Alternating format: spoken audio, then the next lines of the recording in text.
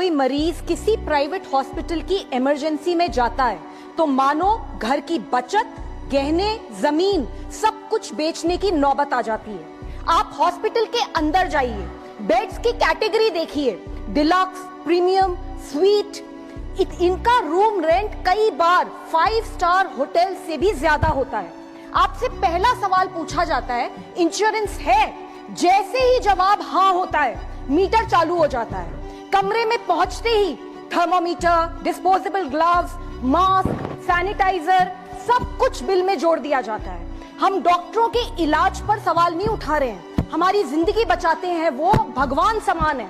Diagnostic test बिल्कुल जरूरी हो सकते हैं, लेकिन कई बार हॉस्पिटल्स के दबाव में बढ़ा चढ़ाकर लिखे जाते हैं। जेनरिक की जगह महंगी ब्रांडेड मेडिसिन लिखी जाती हैं, जो बाहर 15 to 20% डिस्काउंट पर मिलती हैं, लेकिन हॉस्पिटल में पूरी कीमत पर बेची जाती हैं। नर्सिंग चार्ज, डॉक्टर विजिट फी, रूम रेंट सब कुछ इतना महंगा।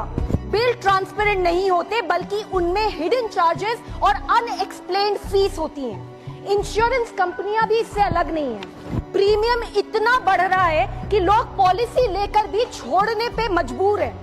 ऊपर से कंपनीज छोटी छोटी बातों पर क्लेम्स रिजेक्ट कर देती हैं। नतीजा, हर साल लाखों परिवार कर्जे में डूब जाते हैं। सर, इस सेक्टर को रेगुलेट करने के लिए 2010 में क्लिनिकल एस्टैब्लिशमेंट्स एक्ट पास किया गया था, जिसने राज्यों को अधिकार दिया था कि वे मेडिकल प्रोसीजर्स की मैक्सिमम रेट्स तय करें।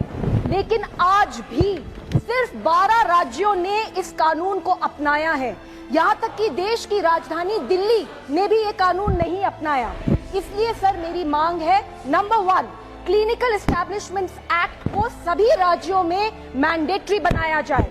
2, इमरजेंसी केयर में कानूनन इलाज पहले, बिल बाद में। 3, हॉस्पिटल्स में ट्रांसपेरेंट एंड रीजनेबल बिलिंग होनी चाहिए। नंबर 4, इंश्योरेंस प्रीमियम हाइक्स पर सख्त निगरानी हो।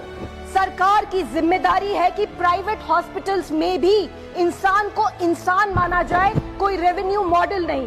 Sir, this is very important for the health of our nation. Thank you, sir.